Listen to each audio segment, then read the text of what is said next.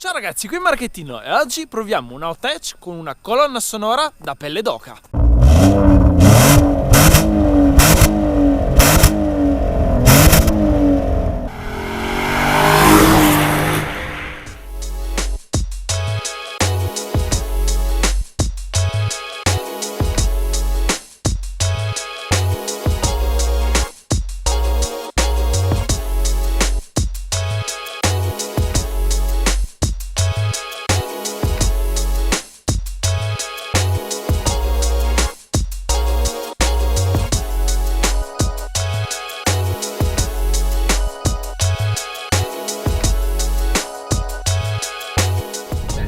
Oggi sono al volante di una macchina semplicemente pazzesca.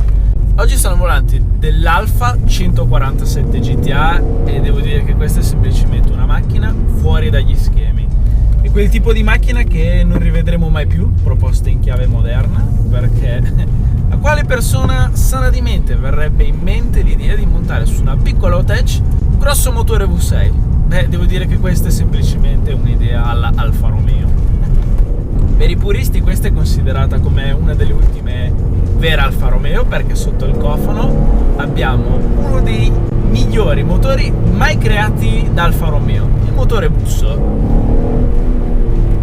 Davanti infatti abbiamo un 3002 V6 aspirato, unico nel suo genere. Questa è la massima evoluzione del motore V6 Busso, perché poi Alfa Romeo in altri modelli ha proposto il motore V6, ma era un motore di derivazione Holden che non ha niente a che fare con questo gioiellino.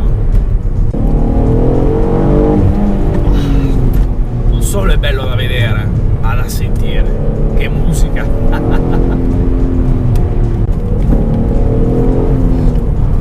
250 cavalli e 300 Nm di compia. Questi sono i numeri di questo V6.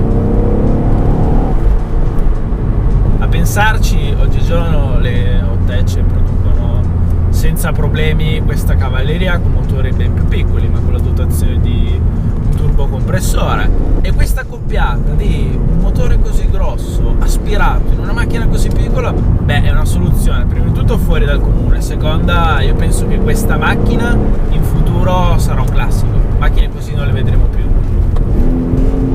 Sentite che roba, fino a 7000 giri.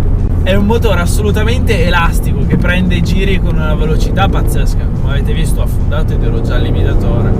E mi piace anche il modo in cui questo V6 sviluppa la potenza ai bassi, perché ai bassi non ti dà l'idea di essere fermi, di volere più potenza. È una cosa che mi ha sorpreso. La risposta dell'acceleratore, appena lo sfioro. Che macchina!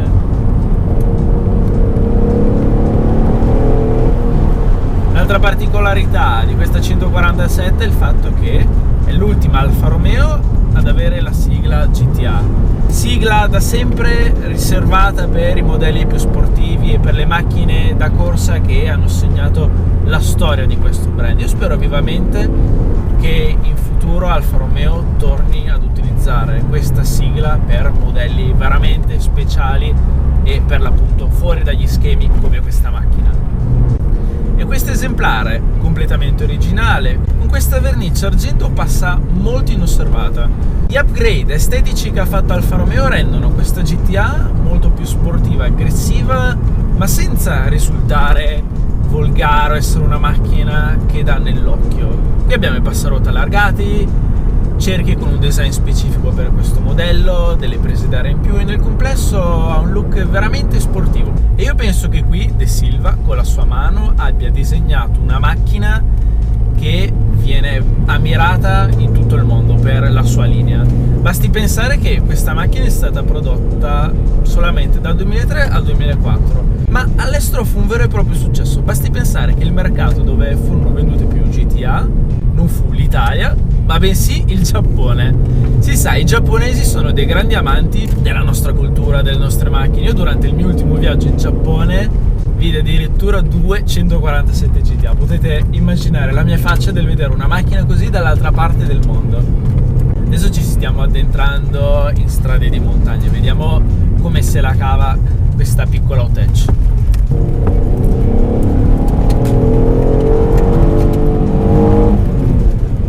Sento che l'elettronica entra per evitare di farmi pattinare. D'altronde qui davanti abbiamo un motore veramente esagerato su una macchina di questo tipo.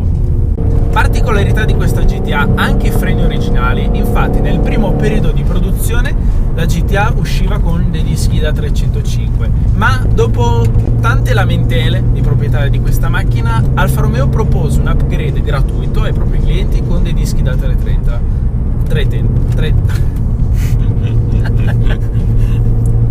da 330.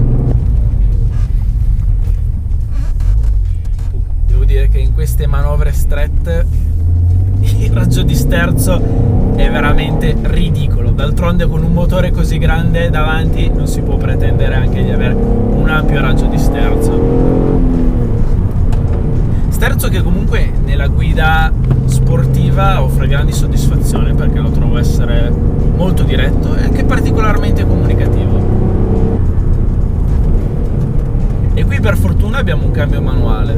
La 147 GT-A era disponibile anche con il cambio 6 speed con paletta al volante, considerando che è praticamente lo stesso cambio che troviamo anche sulle Abarth moderne. Io sulle Abarth moderne quel cambio l'ho provato, posso dire che è semplicemente un disastro. E per me accoppiare un grosso motore aspirato con un cambio manuale per me è sempre una mossa vincente.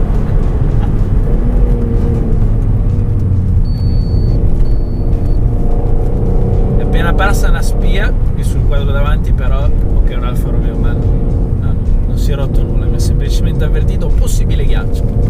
Grazie, non l'avevo notato.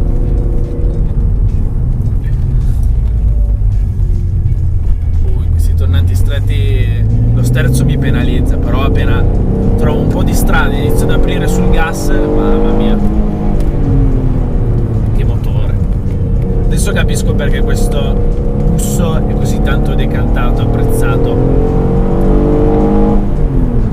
Già solo il sound del motore vale l'acquisto, secondo me. Questo è poco ma sicuro.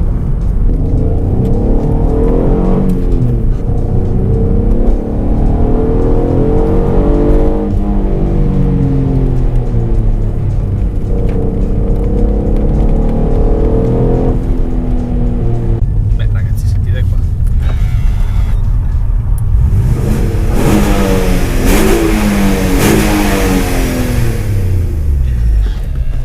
Cos'è questa sinfonia, mamma mia.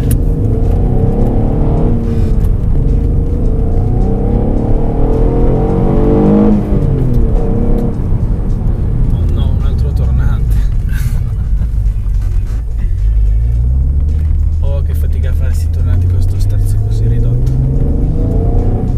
Poi penserete, Alfa Romeo ha avuto la geniale idea di montare un motore così grosso, così esagerato, una piccola macchina a trazione anteriore, quindi magari ha fatto di tutto per permettere di scaricare in modo ottimale tutti questi cavalli. No, infatti questa macchina non ha un differenziale autobloccante anteriore.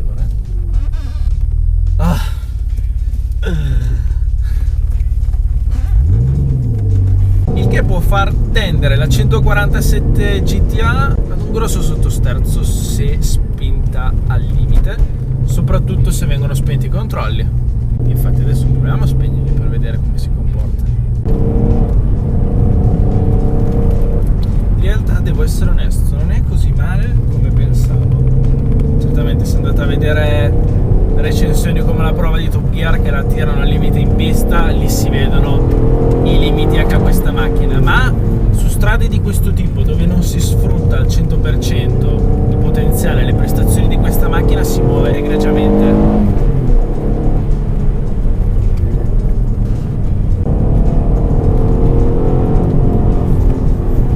Ragazzi, io devo essere onesto, io ho avuto sempre pensieri un po' negativi su questa macchina.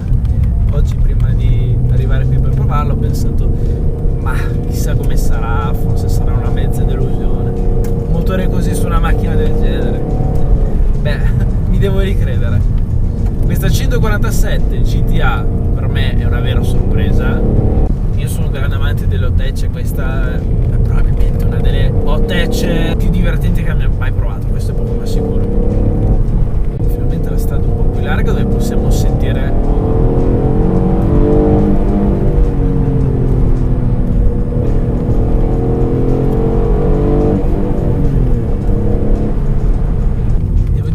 avendo la distribuzione dei pesi decisamente non ottimale, perché con un motore così grosso qui davanti si muove molto bene in queste curve. La pensavo un po' più goffa, tendente a un grosso sottosterzo, invece l'avverto che è ben piantata a terra, e questo è un esemplare al 100% originale.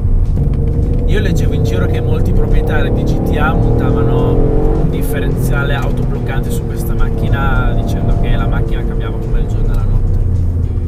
Ma già così, in configurazione tutta originale, è una macchina che mi riesce a tirare fuori veramente il sorriso. È una macchina con una grossa personalità, questo è sicuro. E come vi ho già detto, è una tipologia di macchina che non rivedremo mai più.